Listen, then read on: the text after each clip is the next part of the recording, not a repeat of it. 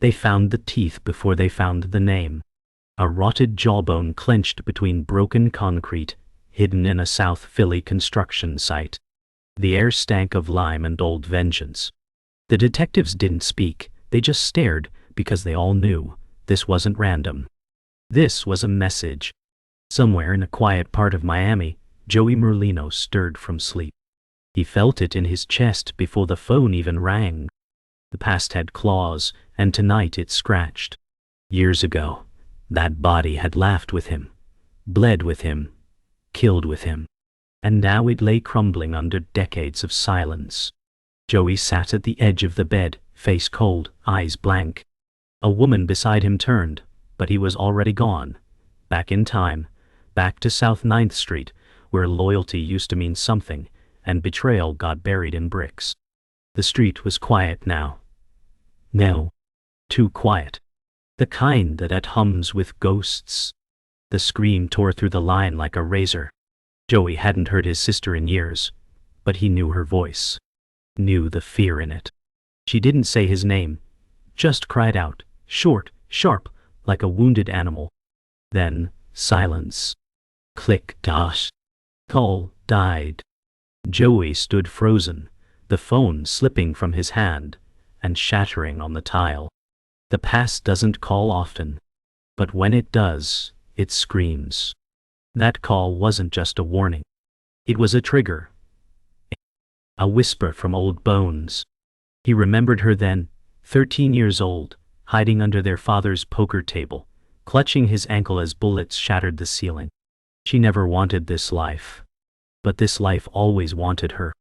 He grabbed his gun from the drawer, threw on the leather coat that still smelled of rain and regret, and walked into the morning haze, where old debts walked tall. Joey wasn't born into crime. He was born into chaos. His father, Salvatore Skinny Sal Merlino, was half legend, half ghost, a man who smiled during hits and prayed afterward. Joey grew up on whispers and warnings. South 9th Street wasn't a home. It was a proving ground. Fistfights in alleyways, blood oaths over cheap whiskey, cops paid in silence. At 10, Joey saw his first execution. At 12, he knew how to clean blood from a butcher's apron. That street gave him everything. Rage, charm, fear, control. But it also took his innocence. Took his brother to heroin. Took his mother to silence. The only thing Joey kept was the code. Family above all. Even if family became the blade. Even if it meant bleeding for a name. It wasn't the first time Joey saw blood, but it was the first time it was on his hands. The guy was a snitch. Everyone knew it. Still, Joey hesitated. Not out of mercy, out of fear. That moment of stillness, that heartbeat between pull and plunge, would haunt him forever. The knife was cold. The eyes even colder. When it was done, Joey sat outside the deli, hands trembling, breathing heavy. Across from him, the crew laughed, passed a cigarette, slapped each other's backs. Joey didn't speak. He stared at the red stain creeping down his cuff. This was it. No turning back. The price of loyalty wasn't a secret anymore. It was written in blood. And Joey had paid the first installment. They buried him in silence. No priest. No flowers. Just dirt and memory. Joey stood alone while the others stayed in the car, watching from tinted windows. He didn't cry. Didn't speak. Just dropped a silver lighter onto the casket, the same one they'd passed around during midnight stakeouts. "You were the only one who didn't lie," Joey whispered. That was the beginning of the end. After that night, something changed. He stopped laughing. Stopped trusting. The warmth in his voice vanished. From that grave, a new Joey emerged. Colder, sharper, silent. He'd never be caught off guard again. Loyalty would be a weapon. And he would never bleed for anyone who wouldn't bleed first.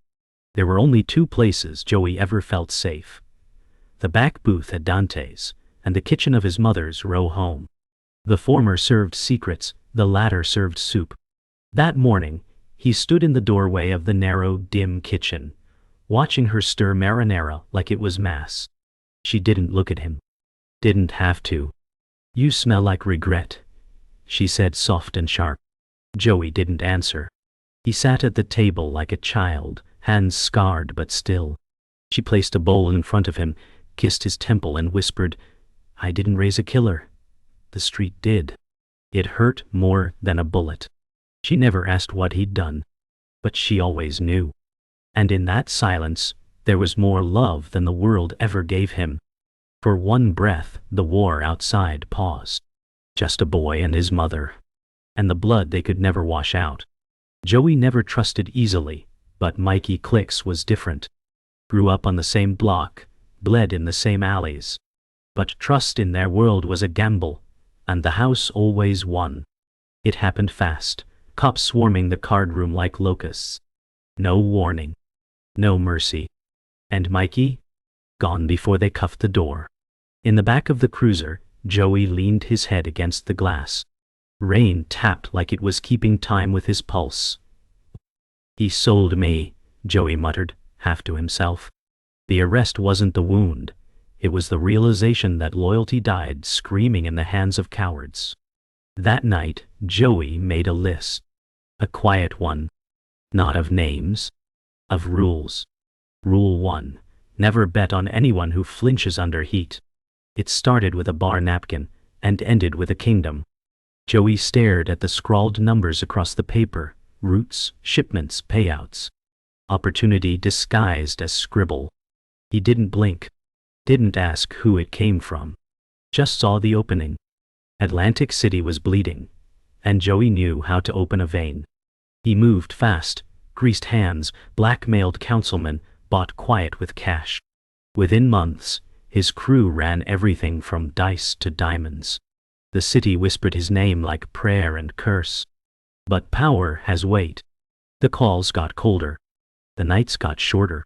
Every handshake might hide a blade.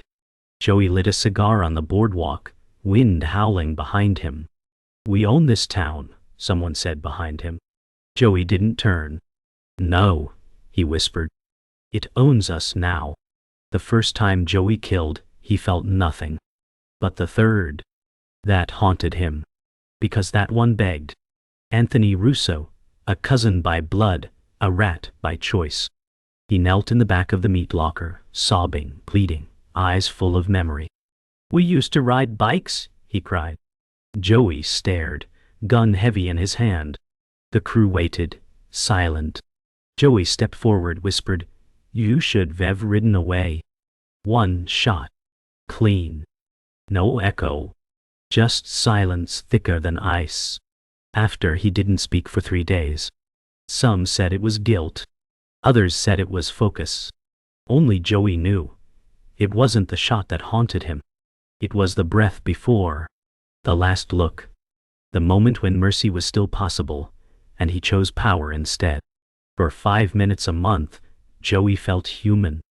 Her name was Bella. His daughter. 10 years old, freckles like her mother. They met in silence. Always the same park, always near dusk. She'd talk about books, school, her hamster. He'd listen, nod, smile with eyes only. He never told her who he was. Never would. But she knew. Kids always know. One time she touched the scar on his cheek. "Does it hurt?" she asked. Joey paused. "Only when I remember." She hugged him. He almost broke. But the world they lived in didn't allow softness. So he let go first. Watched her skip away, pink backpack bouncing. And in that moment, he remembered who he used to be. Before the blood. Before the name. Just a father trying to be worth something. Power didn't whisper anymore. It roared. Joey's empire stretched like smoke across state lines. Atlantic City was just the beginning. Now he had warehouses in Jersey, pipelines through Delaware, Muscle and Queens. But every king builds his throne from bones. In one warehouse, Joey stood before crates of stolen art, drugs, and untraceable cash. His crew laughed, poured drinks, celebrated. But Joey, He stared through the steel rafters, cold and still. "It's never about the money," he said to no one in particular. "It's about who owns the night." He tightened his tie, straightened his cuffs, and walked through the shadows like a man walking toward a wall he built himself. Every door he opened led to another that would eventually close, with fire, blood, or bars. And still, he turned the knob. They called it the Summit. 3 crews, 5 bosses, 1 table. Joey sat at the head, cigarette lit but untouched. To his left, a Chicago bruiser with scars like tattoos. To his right, a Boston banker in velvet gloves. Everyone smiled. No one blinked. They were there to divide power, but all they wanted was control. Tension clung to the air like smoke. "We're businessmen," someone lied. Joey leaned forward, eyes sharp. "Businessmen don't shoot each other's nephews," he said flatly. Silence. The room tensed. Then laughter, brittle, forced. They drank, toasted, agreed on lies. But Joey left that meeting knowing what no one else said aloud. Peace was always temporary. And someone would bleed before the next toast. Club Mirage pulsed like a heartbeat, loud, red, and dangerous. Beneath the lights and bodies, deals were made in shadows. Joey moved through the crowd like a blade, untouched and sharp. His eyes scanned corners, never the dance floor. In the VIP lounge he met the courier, 23, nervous, wired. The envelope passed hands in silence. As Joey tucked it into his coat, the beat dropped and a flashbulb burst nearby. A woman with a phone. A picture. One Joey didn't authorize. In this world, exposure was death. He nodded to his men. Within seconds, the woman disappeared into the back, screaming muffled by bass. Joey exhaled smoke and whispered, "No one sees what we don't show." Then he smiled, and the music drowned out the warning. She came in like a ghost, red dress, black eyes, voice like a cigarette dragged across velvet. Her name was Mia, and she didn't belong in Joey's world, but that's why she stayed. She didn't flinch when he mentioned prison, didn't ask about the scars. Instead, she lit his cigarette and said, "You look like a man who sleeps with one eye open." Joey smirked. "I don't sleep." They danced once, just once, in a room full of knives. For a moment, the world slowed. But love in their world wasn't real. It was strategy, seduction, surveillance. Joey knew it. But still, when she laughed, he forgot the rules. And when she left one night without a word, he remembered them all. Tape clicked. Static, then a voice, familiar, calm, deadly. "He's got 3 routes through Jersey, Tuesdays, unmarked. He's bulletproof until he ain't." Joey froze. The voice was Benny, his driver, his shadow, his friend. Betrayal doesn't scream. It whispers. And this whisper gutted him. He rewound the tape. Again. Again. Hoping for a mistake. There wasn't one. Across the table, his consigliere watched silently. "What now?" he asked. Joey stared at the tape recorder, heart burning cold. "Now," he said. "Now we teach him what silence really costs." He stood, eyes dead. Trust was a currency, and Joey was about to repossess every cent. The voice was like acid, slow, corrosive, undeniable. Joey leaned in, fingers trembling as the tape hissed. "Joey's got blind spots. I'll feed you what you need. Just protect my sister." That voice wasn't just familiar. It was sacred. Frankie Valente. His consigliere. His best friend. Joey sat still, heart hammering against his ribs like a prisoner begging for freedom. The others in the room didn't speak. Didn't breathe. Frankie had been beside him during shootouts, during funerals. He'd sworn on blood and fire. Now he was the one holding the match. Joey didn't scream. Didn't lash. He simply closed his eyes and whispered, "You feed the wolves once, they never stop coming." Then he stood. Quiet rage radiated off him. Trust was dead. and ghosts were about to be made. She vanished like mist, no note, no call, no scream. Mia's apartment was stripped bare, like she never existed. Except for one thing, a badge. Left neatly on the pillow, beneath Joey's name scribbled in red lipstick. He stared at it, unmoving. His breath didn't come easy. Every moment with her rewound in his mind. The laughs, the dance, the lies. She wasn't his girl. She was his handler. A fed in silk skin. Rage simmered. He punched the mirror. Blood mixed with glass. "I let her in," he growled, voice cracked and broken. His men found him there, knuckles torn, eyes empty. She didn't take anything. She just left the truth behind. And that, Joey realized, hurt worse than betrayal. It felt like erasure. The funeral was a trap. Joey knew it before he stepped out of the car. But blood demanded tribute, and this was his uncle. Rain fell heavy, like it knew what was coming. The second the casket dropped, gunfire erupted.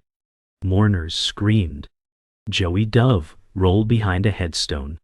His men returned fire, the cemetery turning to war zone. In the chaos, Joey caught a glimpse. The shooter. Young. Familiar. Dot. Mikey's nephew. A face Joey once bought ice cream for. Loyalty had no age now. When the bullets stopped, silence screamed.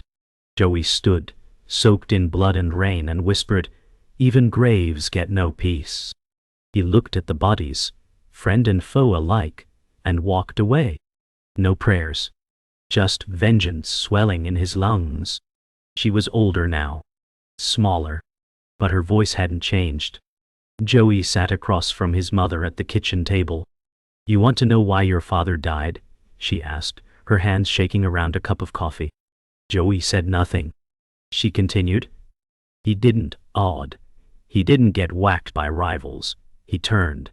He was going to testify. The family found out." Joey's jaw tightened.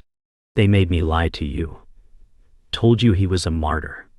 But he was a coward, and I buried the truth." The air felt like cement. Joey stood, fists shaking. His father, the name he killed for, had betrayed them all, and the lie had shaped him. "I don't even know who I am anymore," he whispered. "You're my son," she said, "but you don't have to be his." Behind a false panel in the old social club, he found it, a leather ledger, dusty and deadly. Names, dates, payments, betrayals. Every deal Joey ever made. And every betrayal he suspected. It wasn't just insurance. It was leverage. Lifelines inked in blood. Joey flipped pages slowly, the names stabbing like knives. His crew, his lovers, even judges. The whole city was in those pages. He stared at one entry, marked in red, Mia, Fed Asset Active Handler. It was all there. She was never a mystery, just a move he didn't see coming. He smiled, bitter, tired. "The only thing more dangerous than the truth," he said, "is the man who owns it." He tucked the ledger into a satchel. War wasn't coming. War was here. And now, Joey had a map. He left the gun behind. Not out of mercy, but intention. Joey walked into the warehouse meeting unarmed, in full view, coat flapping in the cold wind. The men waiting inside tensed, Frankie, Mikey's nephew, and 3 others who once kissed his ring. "Thought you'd bring backup," Frankie muttered. Joey smiled without warmth. "If I needed backup, I wouldn't have come." The silence cracked like glass.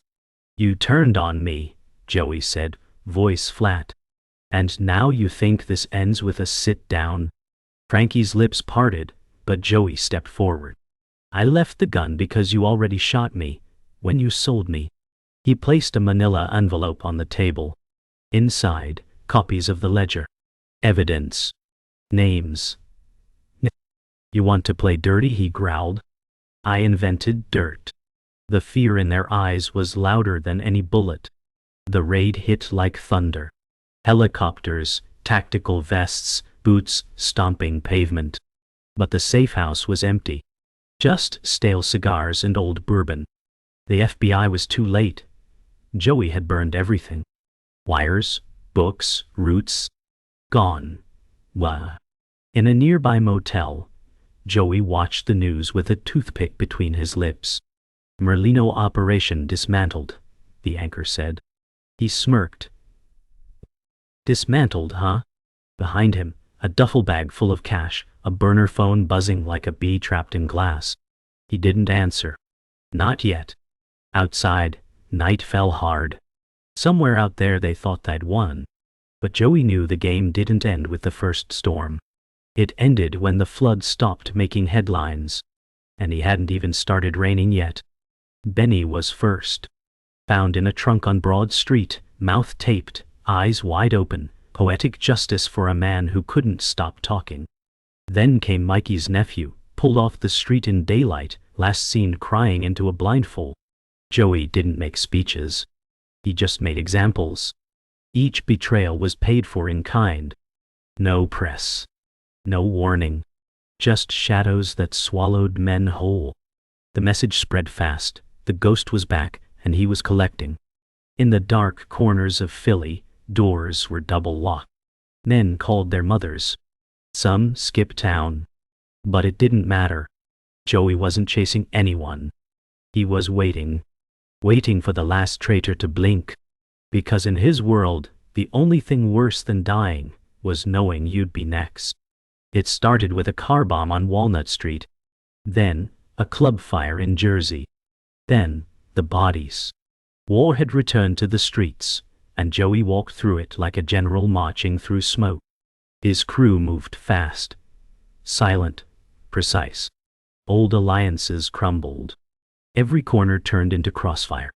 Blood-painted curbs red. But Joey didn't hide. He walked openly, daring them. The final firefight lit up South Philly like fireworks. Screams, glass, bullets. Joey ducked behind a deli counter, eyes scanning for Frankie. When they finally locked eyes through smoke, Joey smiled. One last time. You should have killed me when you had the chance, he shouted. Frankie raised his gun. Joey was faster. A single shot. Clean. Whoa. Final. Whoa. The war ended before dawn.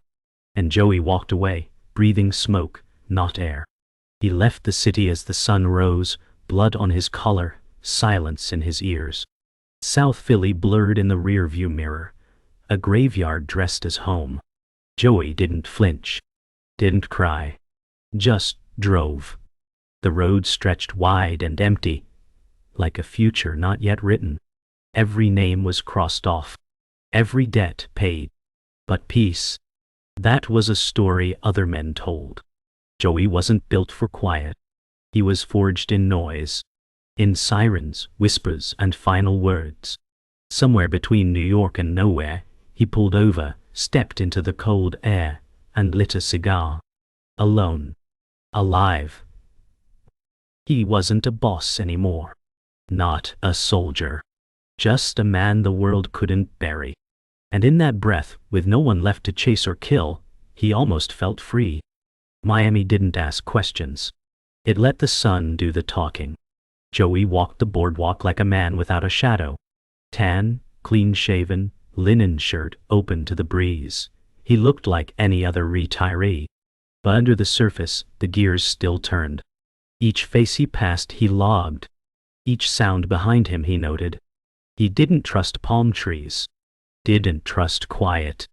A young guy on a bench recognized him, or thought he did, and froze. Joey just nodded, passed him by. The ghosts didn't ride shotgun anymore, but they still whispered. He didn't miss the chaos. But peace had edges too.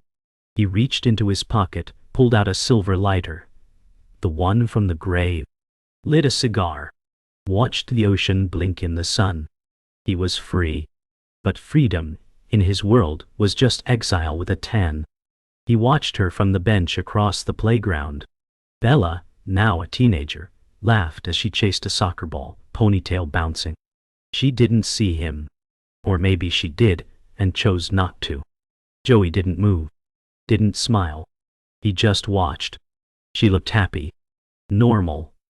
What? Untouched by the sins stitched into her bloodline. A part of him ached to walk up, say her name, hug her like a father. But he'd already taken too much from the world. She deserved space. She deserved quiet. When the game ended, she walked to the car and paused. Looked straight at him. Just a second. No smile. No hate. Just knowing. Then she got in and drove away. Joey exhaled.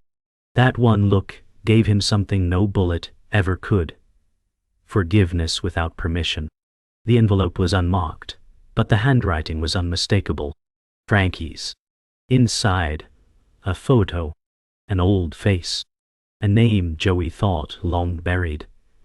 Carlito Mancini. A rival, a survivor, a ghost with a grudge. Joey stared at the picture, jaw tightening. Still breathing. The note read. No return address. No threats. Just a whisper from the past reminding him that peace was never permanent. He poured a glass of scotch, stared out over the water. He wasn't afraid. Fear died years ago. But the itch returned. The one under the skin. One more, he muttered. Then, silence. Carlito was alive. And that meant the ledger wasn't closed yet. Joey stood, poured the drink down the drain, and pulled a burner phone from the drawer. Ghosts don't rest. Neither did he. He burned the photo. Watched the edges curl into ash on the balcony grill. Then came the next fire, the old photo of his crew. The one from South Philly. One by one, those men had turned, disappeared, or died. Joey held the image like a relic, thumb tracing their faces. Young. Stupid. Loyal. Wall. He whispered each name. Then, lit the corner. Smoke rose slowly. Like a funeral with no guests. He didn't cry. Didn't smile. Just watched the past turn black. Below, the city sparkled like it had never heard a gunshot. When the flame reached his own face in the photo, he turned away. The past didn't deserve a frame. Just fire. And silence. A knock. Not loud. Just 3 soft taps. Joey opened the door to a man in a suit. Clean, young, wrong. The man smiled, too calm. They know who you are, he said. Joey didn't flinch. Just raised an eyebrow. And? The man stepped closer. They don't care about your past. They care about your reach. Silence. Then Joey chuckled. You boys don't stop, do you? The man slipped a card into his pocket and walked off. No threats. Just an invitation to a darker game. Joey stood in the doorway, wind brushing past him. He didn't follow. But he didn't close the door either. Because deep down, he knew the truth. You can walk away from fire. But once you've held it, you never stop feeling the heat. Rumors have a longer lifespan than bullets. At Rikers, an old guard leans into a rookie's ear and whispers, he never left. Joey Merlino. Ghost in the system. Some say he cut a deal. Others say he runs the inside like he did the outside. No fingerprints. No cameras. Just whispers through iron bars. The rookies laugh, but the veterans don't. One swears he saw him in solitary, standing still, eyes closed, mouthing prayers to no god. Another claims Joey walks the halls at night, like a warden made of smoke. But when the rosters are checked, the records say nothing. No Joey. No trace. Just an echo in the walls. The kind of echo that makes men sleep with one eye open. And in the end, that's all Joey ever wanted, to be felt more than seen. In a cafe on the outskirts of Naples, an older man sips espresso. Tailored blazer, clean hands, dark sunglasses. Locals call him Il Fantasma, the ghost. No name. No past. Just precise routines and heavy tips. One morning, a tourist swears he saw Joey Merlino. Took a photo. Uploaded it. The image went viral for 24 hours before disappearing. Not deleted. Erased. Accounts wiped. Servers glitched. When asked, the cafe owner only shrugged. We don't ask questions of ghosts. But someone's watching. A man across the street, pretending to read a newspaper. A woman who never drinks her wine. Joey, if it is him, doesn't look concerned.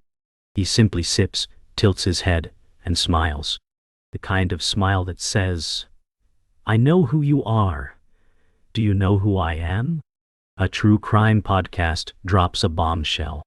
Hidden tapes. Voices once buried in sealed indictments. Joey didn't vanish, the host says.